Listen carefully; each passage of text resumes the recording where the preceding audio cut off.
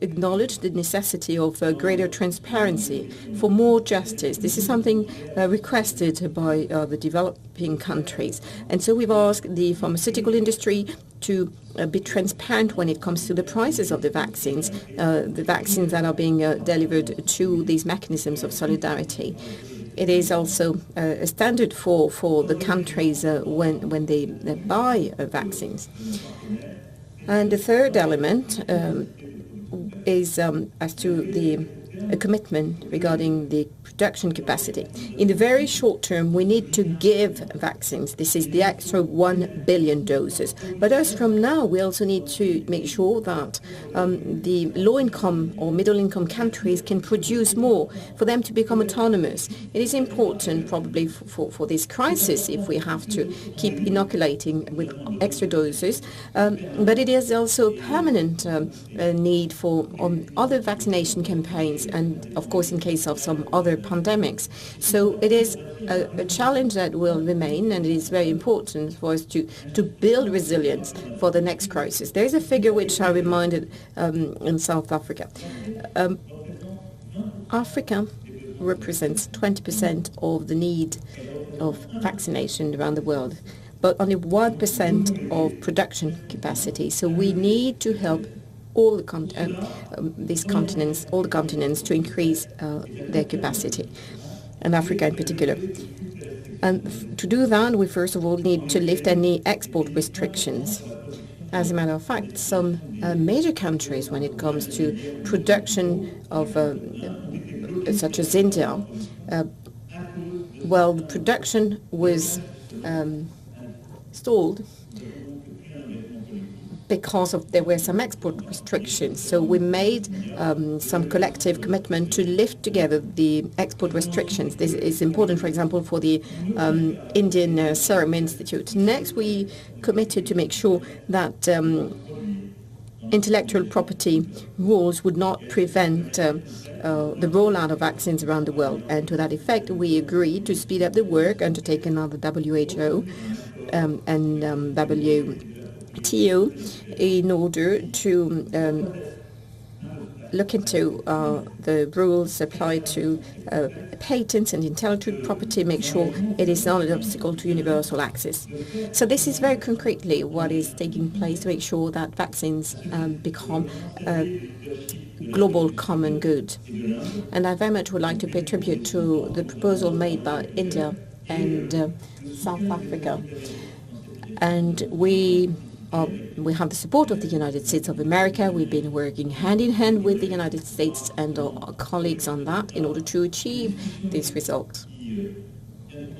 The discussions that will take place at the WTO in the coming weeks will be of the utmost importance, and will very much will very closely monitor this. But this is very commendable, and now we need action in compliance with these commitments. We also agreed to prepare for the next pandemics, and we had a long discussion on that with President Biden. To that effect, we will be working on reforming the WHO in order to improve the early warning systems, invest massively as well in the health systems, and we will, of course, also draw all the lessons from everything that did not work out properly in this pandemic, in order to find a situation everywhere collectively we're not ready yet, and that will be the work to be conducted over the next few weeks and months. This was regarding the first purpose of this G7. It is very concrete response to what is needed and to our solidarity policy in the context of this crisis. The second stake, like I was saying, is to make sure that we get some results from this efficient multilateralism. So first, for 4 years, and mainly we, the Europeans, but also with Canada and Japan around the G7 table, we did our utmost to make sure that the international order we believe in, cooperation between developed economies, can continue to work in order for our economies, but also to defend our values and open democracies and a market economy with the balances that we've been using for the past decades. And of course, there were some legitimate questions on a number of occasions as to the efficiency of this model, because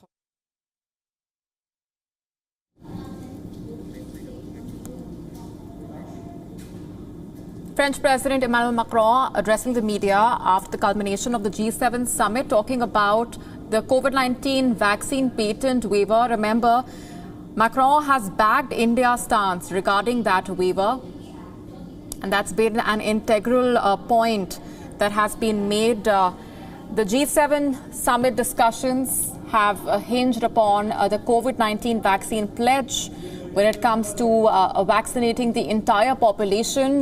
We just heard the UK Prime Minister Boris Johnson also announcing right before this that the G7 nations have pledged to provide 1 billion COVID-19 vaccine doses for poorer nations.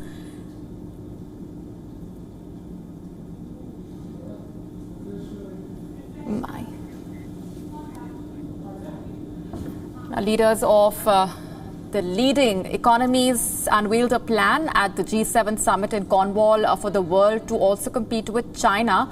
But they were still unable to reach consensus on how to call out Beijing over human rights abuses. The leaders aired serious differences over how best to approach China. While they agreed to work towards competing against China, there was less unity on how adversarial a public position the group should take. According to a CNN report, the disagreements at one point became so sensitive that internet was shut off to the room. US President Joe Biden pushed to persuade the fellow leaders to present a more unified front to compete with Beijing and sign on to a joint statement calling out China directly for forced labor practices and human rights abuses in Xinjiang. Canada, the United Kingdom and France largely endorsed Biden's position, while Germany and Italy reportedly showed hesitancy to the stand.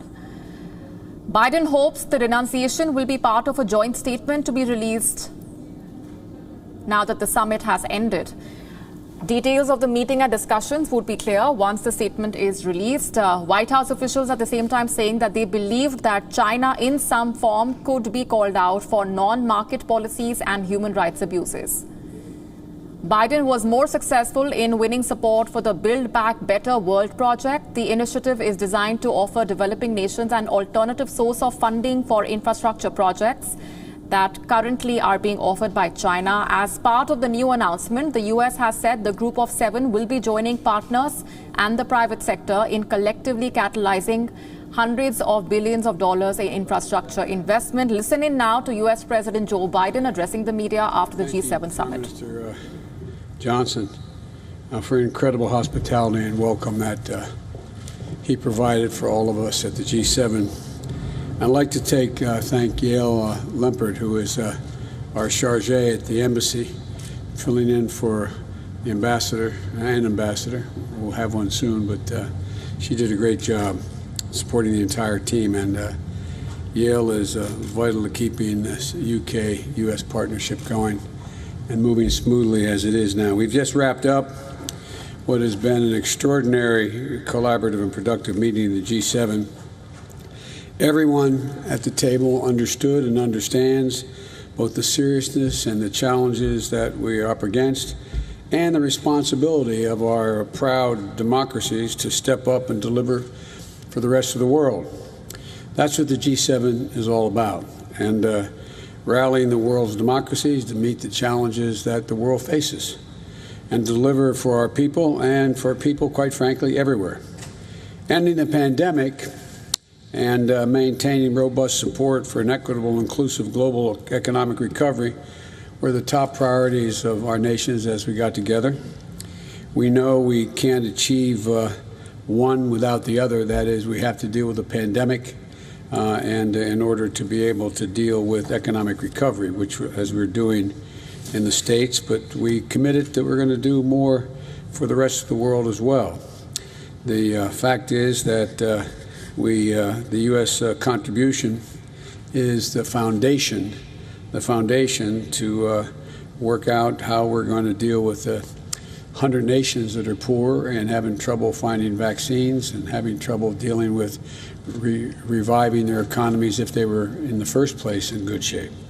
And I committed that we would provide a half a billion beyond the 80 million we've already done, 500 million doses of Pfizer vaccine, which we contracted to pay for, in addition to money we put into the COVID project, which is that COVID is, I know you all know, but a lot of people may not know what COVID is. That is a system whereby they're going to provide funding for states to be able to get access to vaccines on their own as well.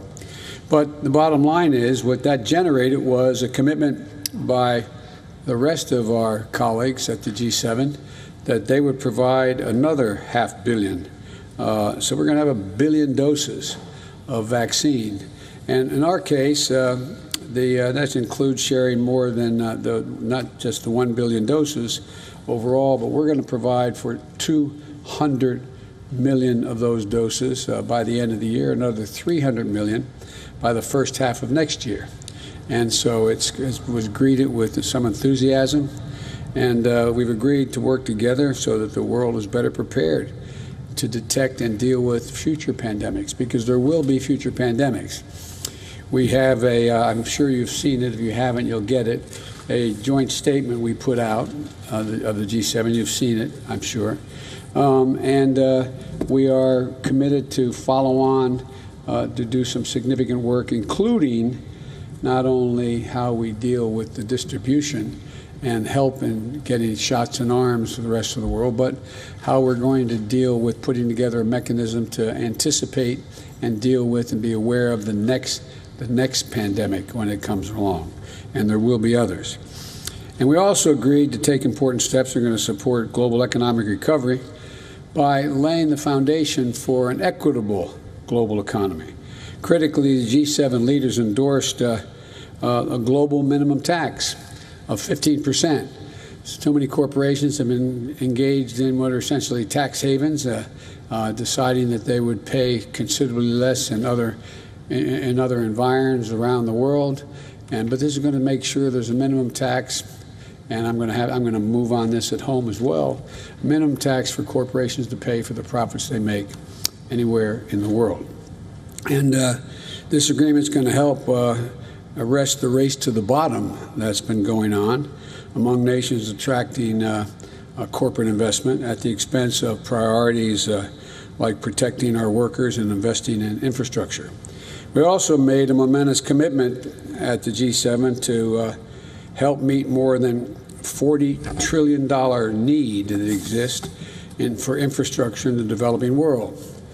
I put forward an idea that was called, we named the Build Back Better World Partnership, which is, we're calling it the B3W. The point is that what's happening is that China has its Belt and Road Initiative, and we think that there's a much more equitable way to provide for the needs of countries around the world. And so it's a values-driven, high-standard, transparent financing mechanism we're going to provide and support projects in 4 key areas: climate, health, digital technology, and gender equity. And we believe that will not only be good for the countries, but it'll be good for the entire world and represent values that our democracies represent, and not autocratic lack of values. By harassing the full potential of those who are harassing, we're going to have to try to change things. That's the whole idea. But here's the deal. We're going to make sure that we're able to pull together the ability to use the development financing institutions and other development tools to expect a bold new infrastructure investment in low and middle income countries over the coming years, much of it coming from the private sector, which will generate, the capital put in will generate significantly more capital from the private sector. We also made a historic commitment to permanently eliminate the use of our public finance to support unabated coal projects around the world, and to end them by this year. The G7 agreed to that, and those who are not members but visiting members who are participating in the G7, who have coal-fired facilities, have also agreed that they would work in that direction as well. So transitioning the world to cleaner energy sources is urgent, it's essential if we're going to beat the climate, and there is, one of the things some of my colleagues said to me when I was there was, well, the United States' leadership recognizes there is global warming. And I know that sounds silly, but, you know, we had a president last who basically said it's not a problem, global warming. It is the existential problem facing humanity, and it's being treated that way. So we're going to provide up to $2 billion to support developing countries as they transition away from unabated coal-fired power. In addition, we also agreed to tackle corruption, which is a threat to societies everywhere. I pointed out in the conversation I had with one of the leaders of, well, actually with China, it was a request for me not to try to, when I was asked what I was going to be doing after being elected, I said we're going to reestablish the strength of American relationships so we can be counted on again, alliances, and suggested that, well, maybe India, Japan, Australia, and the United States working together. And maybe you shouldn't be pushing on strengthening the European Union to deal with the West, not just to have, and so on. And I said, for an American president to, every president to be sustained, or prime minister, has to represent the values of their country. And I pointed out, and I mean this sincerely, we're unique as a country. We're built on, we're unique in the sense that we're not based on ethnicity or geography or religion. We're one nation that said we organized on an idea. We hold these truths to be self-evident, that all men and women are created equal. Sounds corny, but it's real. And any president who doesn't act consistent with what the raison d'etat for the nation is cannot be sustained at the support of that country. And so what we were able to do is we know that corruption undermines the trust in government, siphons off public resources, makes economies much less competitive, and constitutes a threat to our security. So we're going to work together to address issues like the abuse of shell companies, money laundering through real estate transactions, and we've agreed that we're going to work together to address cyber threats from state and non-state actors like criminal ransomware networks, and hold countries accountable that harbor criminal ransomware actors, don't hold them accountable. And over the past few weeks, the nations of the G7 have affirmed that democratic values that underpin everything we hope to achieve in our shared future, that we're committed to put them to work. 1, delivering vaccines and ending the pandemic. 2, driving substantial inclusive economic recovery around the world. 3, in fueling infrastructure development in places that most badly need it. And 4, in fighting climate change. The only way we're going to meet the global threats is by working together and with our partners and our allies. And I conveyed to each of my G7 counterparts that the United States is going to do our part. America is back at the table. America is back at the table. The lack of participation in the past and full engagement was noticed significantly, not only by the leaders of those countries, but by the people in the G7 countries. And America is back in the business of leading the world alongside nations who share our most deeply held values. And so the bottom line is I was very pleased with the outcome of the entire conference. You know, I noticed there was a lot of coverage of my individual comments made by my colleagues about how we were all getting along together. But the truth of the matter is we did. I felt, it wasn't about me, but it was about America. I felt a genuine sense of enthusiasm that America was back at the table and fully engaged.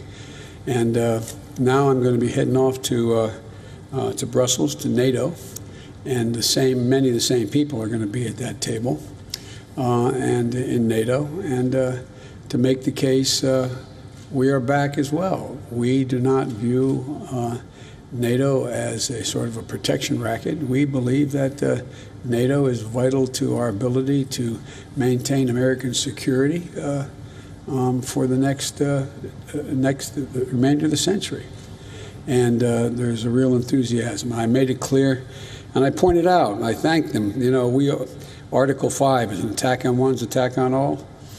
Well, what Americans sometimes don't forget, remember what happened on 9/11. We were attacked. Immediately, NATO supported us. NATO supported us. NATO went till we got bin Laden. NATO was part of the process. And I want them to know, unlike whether they doubt it, that we believe NATO and Section 5 is a sacred obligation. Bottom line is, I think we've made some progress in reestablishing American credibility among our closest friends and our values. Now, why don't I take some of your questions? And I'm told, Jonathan, I'm supposed to talk, recognize you first. Well, I appreciate that, sir. Thank you very much. Mr. President, Vladimir Putin, thank you. Vladimir Putin, who you'll be seeing in a few days in Geneva, said just a couple of days ago that he believed that U.S.-Russia relations were at a low point. In what concrete ways could your summit change that? And then secondly, on the same topic, you have said previously and in the run-up to the summit that you would be unafraid to call out Russia's disruptive actions like cyber hacks, Ukraine, election interference. But you're not having a joint press conference with Putin. Why not take the chance to stand side by side with him and say those things to him with the world watching? Well, let me make it clear. I think he's right. It's a low point. And it depends on how he responds to acting consistent with international norms, which in many cases he has not. As I told him when I was running and when I got elected, before I was sworn in, that I was going to find out whether or not he in fact did engage in trying to interfere in our election, that I was going to take a look at whether he was involved in a cybersecurity breach that occurred, et cetera. And if I did, I was going to respond. I did. I checked it out, so I had access to all the intelligence. He was engaged in those activities. I did respond and made it clear that I'd respond again. With regard to, I always found, and I don't mean to suggest that the press should not know, but this is not a contest about who can do better in front of a press conference or try to embarrass each other. It's about making myself very clear what the conditions are to get a better relationship with Russia. We're not looking for conflict. We are looking to resolve those actions which we think are inconsistent with international norms, number one. Number two, where we can work together, we may be able to do that in terms of some strategic doctrine that may be able to be worked together. We're ready to do it. And there may be other areas. There's even talk there may be the ability to work together on climate. So the bottom line is that I think the best way to deal with this is for he and I to meet, he and I to have our discussion. I know you don't doubt that I'll be very straightforward with him about our concerns. And I will make clear my view of how that meeting turned out, and he'll make clear how from his perspective, how it turned out. But I don't want to get into being diverted by did they shake hands, how far did they talk, who talked the most, and the rest. Now, he can say what he said the meeting was about, and I will say what I think the meeting was about. That's how I'm going to handle it. I'm sorry, I'm going to get in trouble with staff if I don't do this the right way. Jennifer Jacobs, Bloomberg.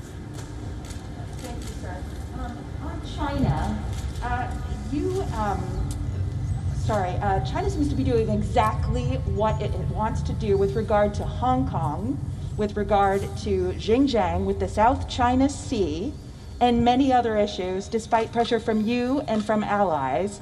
The final language in the G7 communique does have some mentions of China, which is different from past years, but I know it's not as tough as you and your team wanted it to be.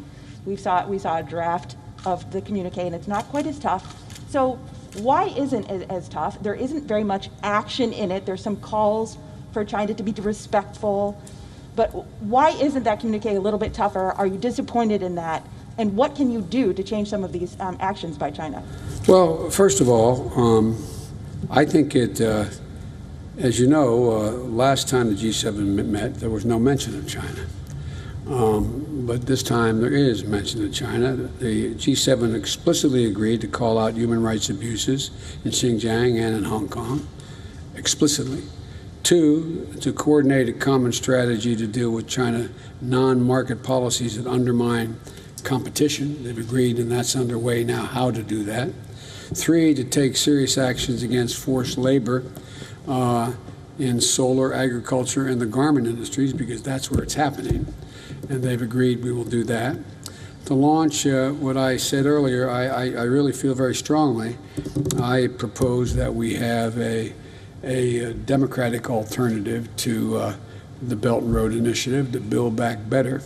And they've agreed to that, and that's underway as the details of that. We agreed that we put together a committee to do that and come up with that. And thirdly, that we are going to insist on high standards for a climate-friendly, transparent alternative to the Belt and Road Initiative. And but in the meantime, we're going to move forward. Look, I think it's always, let me put it this way. I know this is going to sound somewhat prosaic, but I think we're in a contest, not with China per se, but a contest with autocrats, autocratic governments around the world, as whether or not democracies can compete with them in the rapidly changing 21st century. And I think how we act and whether we pull together as democracies is going to determine whether our grandkids look back 15 years from now and say, did they step up? Are democracies as relevant and as powerful as they have been? And I walked away from the meeting with all of my colleagues believing that they are convinced that that is correct now too. Not, I shouldn't say now, not just because of me, but they believe that to be the case. And so I think you're going to see just straightforward dealing with China. And again, we're not looking, as I've told Xi Jinping myself, I'm not looking for conflict. Where we can cooperate, we'll cooperate. Where we disagree, I'm going to state it frankly, and we are going to respond to actions that are inconsistent. For example, we talked about trade. It's one thing to talk about whether or not our agriculture policy makes sense, and another thing to say, by the way, you're demanding that if I do business in your country, I've got to give you all my trade secrets and have the Chinese partner have 51% of that? No, not us. Are you saying, Mr. President, are you satisfied with what came out in the Yes. communique, or did you wish it were tougher? Do you wish there was more Yes. action on China? I think there's plenty of action on China, and there's always something that you can, I'm sure my colleagues think there's things they think they could improve, that they want it, but I'm satisfied. Steve Holland, Reuters. Thank you, sir. Just to follow up on Chris' question, the communique cited a variety of fronts on China, everything from human rights, the origin of the COVID virus, Taiwan. What do you think China needs to do to ease tensions? I think China has to start to act more responsibly in terms of international norms on human rights and transparency. Transparency matters across the board. And I think the idea that for example, one of the things I raised, and others raised, I wasn't the only one who raised this at the G7, is that we don't know, we haven't had access to the laboratories to determine whether or not, I have not reached a conclusion because our intelligence community is not certain yet, whether or not this was a consequence of from the marketplace of a bat and interfacing with animals in the environment that caused this COVID-19, or whether it was an experiment gone awry in a laboratory. It's important to know the answer to that because we have to have access. We have to build a system whereby we can know when we see another lack of transparency might produce another another pandemic. We have to have access. The world has to have access. So we're trying to figure out at the G7 whether we could put together an international basis upon which we could have a bottom line with what the transparency accounted for. And you You mentioned that the argument behind the scenes, that you had not mentioned China in 3 years in one of these communiques. What did you argue behind the scenes to try to bring people to the point where they got? To answer that question, there's no way to answer without sounding self-serving. Let me just say this. I just laid out what I thought was the need for us to be consistent, to protect our economies, and to see to it that other struggling economies who needed help got the help and were not held captive by other nations. But you might ask that to others. I'm not trying to be a wise guy, but And Wall Street Journal, Andrew?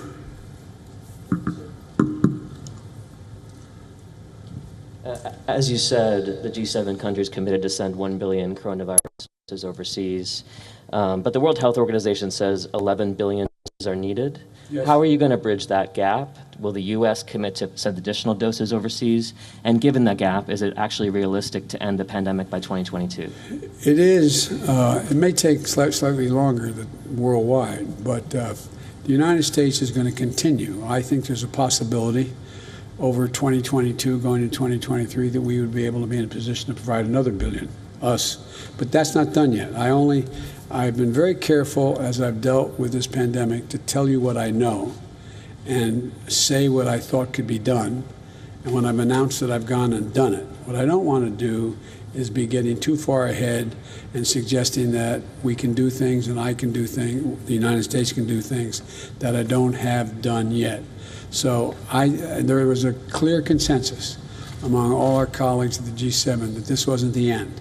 We were going to stay at it until we were able to provide for the needs of the whole world in terms, because look, it's not just the right thing to do and from a how can I say it, from a moral standpoint, but it is also the correct thing to do in terms of our own health, our own security. You can't build a wall high enough to keep out new strains. You can't do that.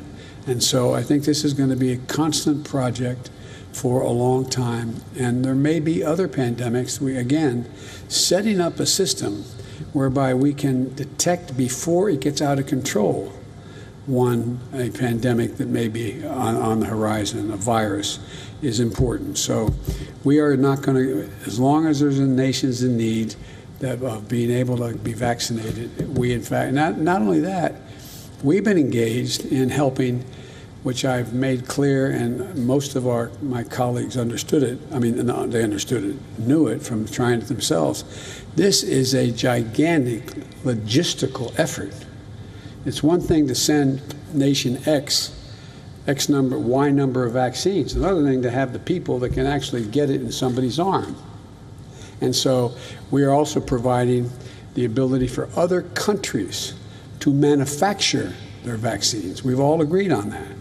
India has the capacity to do that. They don't have the material capacity thus far to do the manufacturing, but there's a lot going on to provide, not only to, quote, give vaccines, but to provide the ability of the countries in question to produce their own vaccines.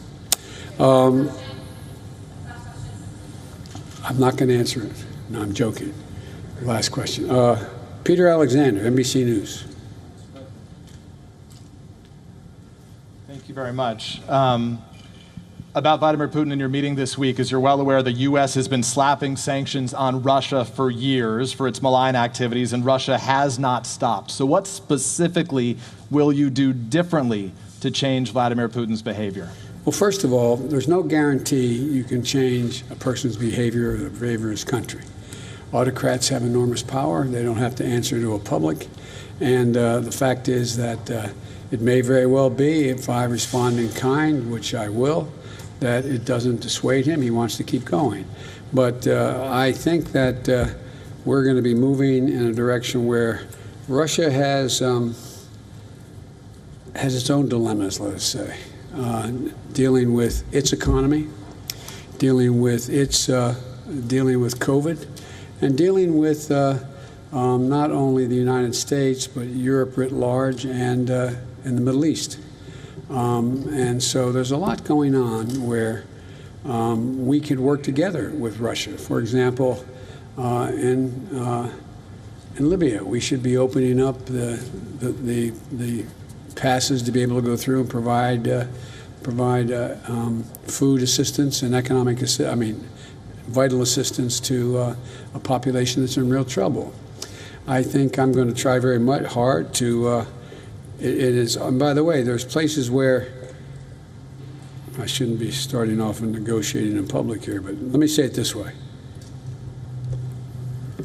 Russia has engaged in activities which we believe are contrary to international norms, but they have also bitten off some real problems they're going to have trouble chewing on. And for example, the rebuilding of Syria, they're there.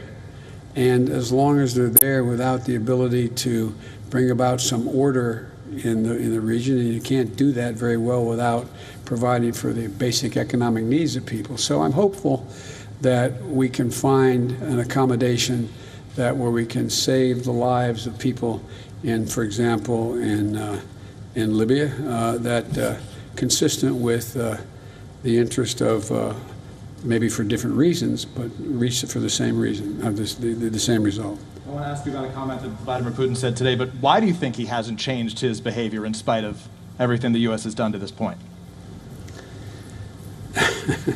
He's Vladimir Putin. I'm not going to get into much more than that because I've got to sit down with him, and I'll be happy to talk after that.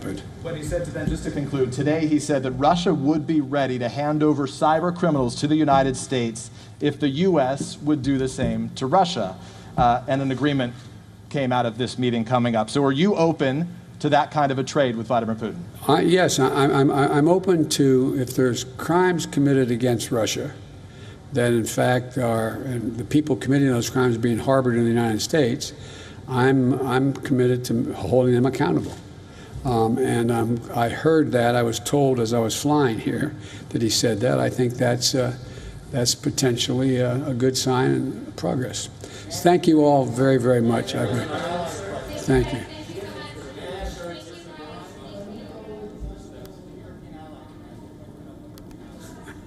I'm going to get in trouble with my staff. Yeah, go ahead, but I pretend that you didn't answer you. Thank you very much, sir. You have often said repeatedly that America is back. Yes. At the same time, you've kept in place some Trump-era steel and aluminum sanctions. And I wanted to ask you, when you're having these conversations with European allies who are very concerned about these sanctions, how do you justify that? And what are your plans to 120 days. Give me a break. Need time.